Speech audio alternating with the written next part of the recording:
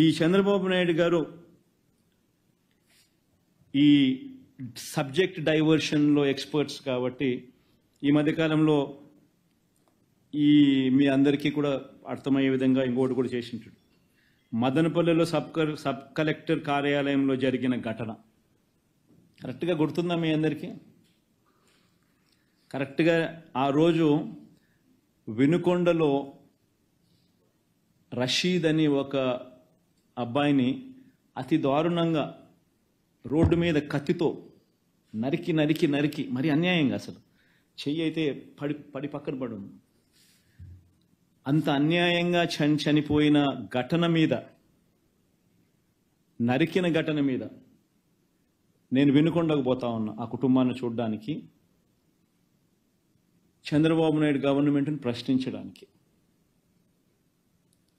ఆ ఘటన చేసిన వ్యక్తి ఎమ్మెల్యే భార్యకు, సాక్షాత్ ఎమ్మెల్యే భార్య కేక్ తినిపిస్తా ఉన్నాడు. ఆ ఫోటో కూడా తల్లిదండ్రులు వాళ్ళ ఇంటికి పోయినప్పుడు నాకు ఇచ్చినారు.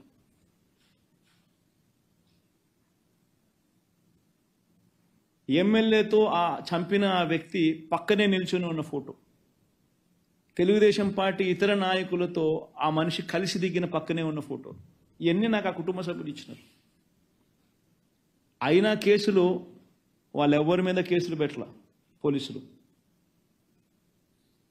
ఎమ్మెల్యే భార్య మీద కేసు లేదు, ఎమ్మెల్యే మీద కేసు లేదు, ఎమ్మెల్యే ఆ local leaders, X municipal chairman వాళ్ళ మీద కూడా కేసులు. వీటి మీద నేను ప్రశ్నిస్తూ ఆ రోజు నేను వినుకొండకు పోయే కార్యక్రమం నేను చేస్తూ ఉంటే కరెక్ట్గా అదే రోజు టాపిక్ డైవర్ట్ చేసేందుకు ఆ రోజు ఏం చేశాడు చంద్రబాబు నాయుడు ముఖ్యమంత్రిగా 2 సార్లు రివ్యూలు తీసుకున్నాడు. మదనపల్లిలో ఆర్డీఓ కార్యాలయం కాలిపోతాయి, ఎందుకు కాలింది గాడ్ నోస్. కాలితే ఒక చోట 2 సార్లు రివ్యూని తీసుకున్నాడు. హుటాహుటిన డీజీపీని, సిఐడి చీఫ్ను నేరుగా హెలికాప్టర్ ఇచ్చినే మదనపల్లికి పంపించినాడు. ఏదేదో అక్కడ జరుగుతూ ఉన్నట్టుగా టీవీలలో స్క్రోలింగ్లు, వాళ్ళంతా ఈనాడు, ఆంధ్రజ్యోతి, TV5లో ఏమేమో జరిగిపోయినట్టుగా పెద్దిరెడ్డి రామచంద్రారెడ్డి కాల్పిచ్చేసినాడని, మిథున్ రెడ్డి చేసేసినాడని ఏమేమో రాసినాడు. అసలు నాకు ఆశ్చర్యం అనిపించింది నిజంగా చూస్తే. ఆర్డీఓ కార్యాలయంలో ఒకవేళ ఏదైనా ఘటన జరిగితే ఆ డాక్యుమెంట్స్ అన్నీ ఎంఆర్ఓ కార్యాలయాల్లో ఉంటాయి కదా, కింద పైన పోనీ కలెక్టర్ కార్యాలయంలో ఉంటాయి కదా. ఆర్డీఓ కింద ఎంఆర్ఓ ఉంది, ఆర్డీఓ పైన కలెక్టర్ కార్యాలయం ఉంది. ఇక్కడ ఏదైనా జరిగితే ఇక్కడ ఉంటాయి డాక్యుమెంట్స్, లేకపోతే ఇక్కడ ఉంటాయి. ఇక్కడ ఒక్క చోటే కాదు, సీసీఎల్ఏలో కూడా ఉంటాయి డాక్యుమెంట్స్ అన్నీ. సీసీఎల్ఏలో కూడా డాక్యుమెంట్స్ అన్నీ ఉంటాయి. సీసీఎల్ఏలో కూడా వదిలేసాయి, ఆన్లైన్లో ఉంటాయి. బటన్ నొక్కితే ఆన్లైన్లో కనపడతాయి నీ డాక్యుమెంట్, నీకేం కావాలన్నా డాక్యుమెంట్స్. మిగతాటి కదా దేవుడు ఎరుగు. మరి ఏం జరిగిందని దానికి ఏదో ఘటన ఏదో జరిగింది, ఆడియోలు ఎందుకు కాలిందో దేవునికి ఎరక. దానికి ఏదో చిత్రీకరించి దానికి ఏదో ప్లాన్ చేసినట్టుగా దానికి అభూత కల్పన క్రియేట్ చేసి దానికి ఏమేమో దాన్ని చేసి కేవలం ఏంది జగన్ రషీద్ దగ్గరికి పోతున్నారు చూడడానికి. మై గాడ్, అసలు ఏ రకంగా ఇది సబమని చెప్పి నేను అడుగుతా ఉన్నా. 7 సార్లు పెద్దిరెడ్డి రామచంద్రారెడ్డి ఎమ్మెల్యే, 3 సార్లు మిథున్ రెడ్డి ఎంపీ. వాళ్ళకు మంచి పేరు ఉంది కాబట్టి ప్రజలు వాళ్ళని ప్రతి సందర్భంలోనూ వాళ్ళని గెలిపిస్తూ వస్తున్నారు. కేవలం వాళ్ళను అబాస్పాలు చేయాలా, వాళ్ళ మీద బురదయ్యాలా, వాళ్ళ ఇళ్ళ మీద ఇల్లే దాడులు చేస్తారు. వాళ్ళ సొంత కాన్స్టిట్యున్సీ వాళ్ళు తిరుగుతూ ఉన్నప్పుడు వాళ్ళ మీద ఇల్లే దాడులు చేస్తారు. దాడులు చేసి కేసులు మళ్ళీ వీళ్ళ మీదనే పెడతారు. వీళ్ళ కార్లను ధ్వంసం చేస్తారు. వీళ్ళ ఇళ్ళ మీద రాళ్ళు వేయిస్తారు. వీళ్ళ కార్లను కాల్ చేస్తారు. రెడ్డప్ప కార్ని అయితే కాల్ చేసినారు, మిథున్ రెడ్డి కార్లను అయితే పగలగొట్టినారు, ధ్వంసం చేసినారు. కేసు మళ్ళీ మిథున్ రెడ్డి మీదనే కేసులు. ఇంతటి దారుణంగా చేస్తూ ఉంటే నిజంగా ఆశ్చర్యం అనిపిస్తుంది. అసలు రాష్ట్రంలో ఒకసారి గమనిస్తే ఎంత దారుణమైన పరిస్థితి రాష్ట్రంలో జరుగుతూ ఉన్నాయి అని చెప్పి ఒకసారి చూస్తే ఆశ్చర్యం అనిపిస్తుంది నిజంగా. మదనపల్లిలో ఒక ప్రత్యేక హెలికాప్టర్లో పోలీసు అధికారులను పంపిన చంద్రబాబు నాయుడు గారు, ఈ స్లైడ్కి మళ్ళీ వద్దాంలేమ్మా. ప్రత్యేక హెలికాప్టర్లో పంపించిన చంద్రబాబు నాయుడు కర్నూలు జిల్లాలో మచ్చుమరిలో బాలిక కుటుంబానికి న్యాయం చేయడానికి మాత్రం ఆయనకు వెంటనే స్పందించడానికి మాత్రం ముందుకు రాడు. ఆశ్చర్యం ఏమిటంటే జూలై 7న బాలిక మిస్సింగ్ జరిగితే వారం రోజుల తర్వాత వాల్మీకి కుటుంబాలు ఆందోళన చేస్తే 16వ తేదీన ఎస్పీ ప్రెస్ మీట్ పెడతాడు. డెడ్ బాడీని ఇప్పటికి కూడా చూపించరు. దీని నుంచి తప్పించుకునే దానికి ఒక దళితుడిని లాకప్ డెత్ చేసేస్తాడు. ఈ కేసులో ఇంత తీవ్రంగా ఉండగానే మళ్ళీ ఎస్పీని ట్రాన్స్ఫర్. అసలు నిజంగా రాష్ట్రంలో ఒకసారి గమనిస్తే ఏం జరుగుతుందని చెప్పి చూస్తే కేవలం ఈ 45 రోజుల కాలంలో 8 మందికి పైగా అత్యాచారాలు, 4 హత్యలు, అత్యాచారాలు. అంటే 45 రోజుల్లో 12 మంది మీద, 12 మంది విమెన్, 12 మంది మహిళల మీద తీవ్రమైన ఘటనలు. కొన్ని చోట్ల హత్యలు, అత్యాచారాలు, కొన్ని చోట్ల అత్యాచారాలు. 45 రోజుల్లో 12 మంది మీద.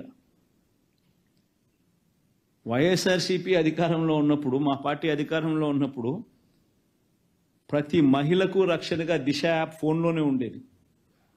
1,40,00,000 మంది మహిళలు డౌన్లోడ్ చేసుకున్నారు. ఏ ఒక్కరికైనా ప్రమాదంలో వాళ్ళు ఉన్నట్టుగా అనిపిస్తే ఊరిక 5 సార్లు ఫోన్ షేక్ చేసినా లేకపోతే SOS బటన్ నొక్కితే చాలు, వెంటనే వాళ్ళకి ఫోన్ వస్తుంది ఏమైందమ్మా అని. వాళ్ళు కన్నా ఫోన్ ఎత్తకపోతే 10 నిమిషాల్లోనే పోలీసు సోదరుడు వచ్చి ఆ అక్క చెల్లెమ్మను సమక్షంలో నిలబడి ఏమైందక్క అని చెప్పి అడిగే పరిస్థితి. ప్రతి గ్రామంలోనూ మహిళా పోలీస్ వైఎస్ఆర్సీపీ హయాంలో. ఈరోజు లాలెస్నెస్ అనేది ఏ స్థాయిలోకి వెళ్ళిపోయింది అని అంటే మహిళల గురించి పట్టించుకునే పరిస్థితి లేదు.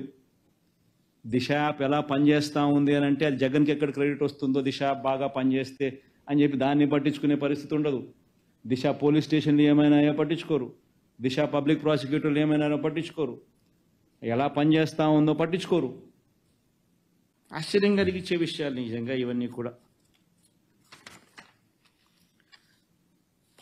పల్నాడు విషయంలో కళ్ళు నిజంగా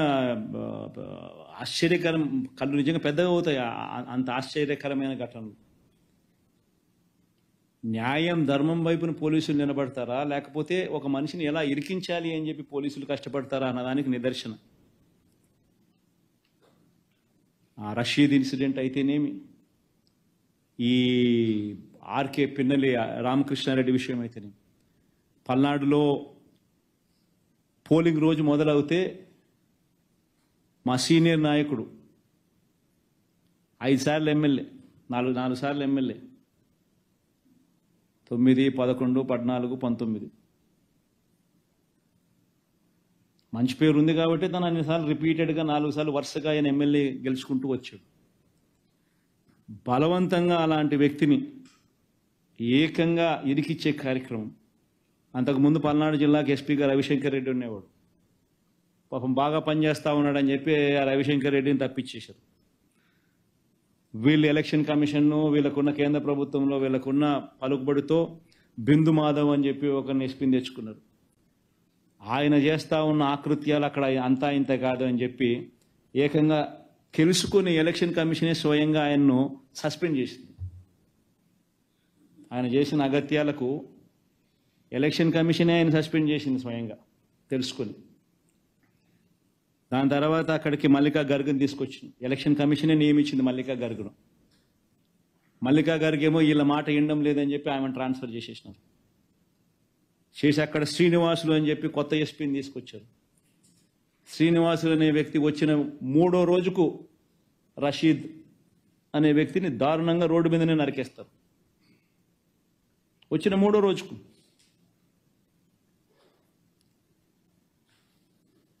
అసలు ఏ రకంగా జరుగుతూ ఉందంటే ఇప్పుడు ఆ స్లైడ్ ఏమో ఆ రెడ్ బుక్ స్లైడ్ ఇది చూడండి ఒకసారి స్లైడ్ ఒకసారి మీరు చూడండి హోర్డింగ్ చూడండి ఒకసారి ముఖ్యమంత్రి కొడుకు మంత్రి క్యాబినెట్లో మంత్రి ఏకంగా రెడ్ బుక్ అని చెప్పి తాను హోర్డింగ్ పెట్టి రాష్ట్ర వ్యాప్తంగా ఈ హోర్డింగ్ను పెడితే ఏం మెసేజ్ పంపిస్తా ఉన్నాం మనం పోలీసులకు?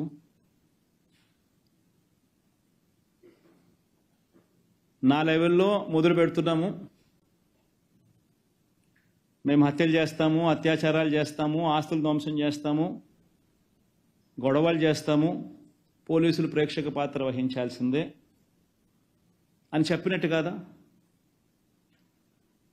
ఎవరైనా కంప్లైంట్ చేస్తే కేసులు పెడితే మీ తోలు తీస్తా అని చెప్పి పోలీసులు చెప్పినట్టు కదా?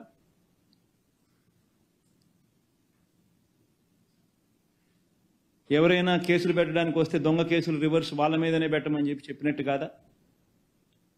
ఈ రకంగా ఒక ముఖ్యమంత్రి కొడుకు రెడ్ బుక్ అనేదాన్ని హోర్డింగులు పెట్టించి ఏకంగా రాష్ట్ర వ్యాప్తంగా ఈ మాదిరిగా హోర్డింగులు పెడితే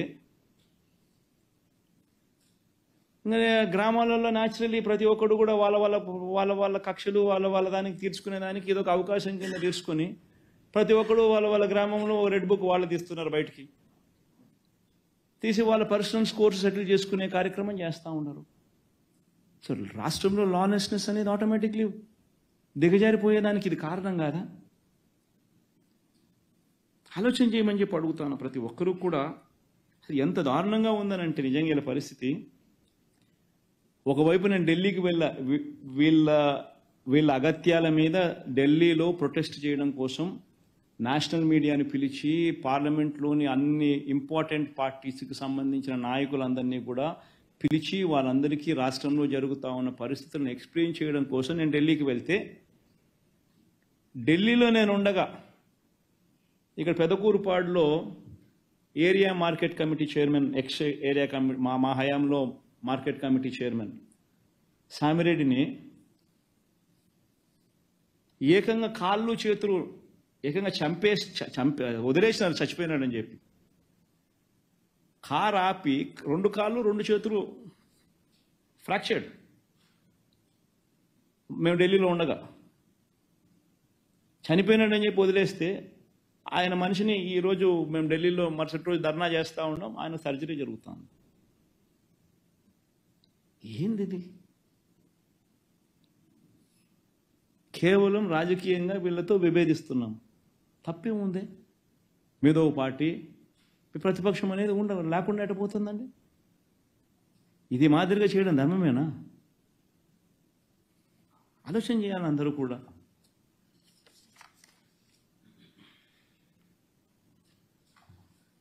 ఈరోజు నిజంగా ఆంధ్రప్రదేశ్ అంటే అరాచకం, ఆటవిక పాలన, రెడ్ బుక్ పాలన. This is the message what you're giving.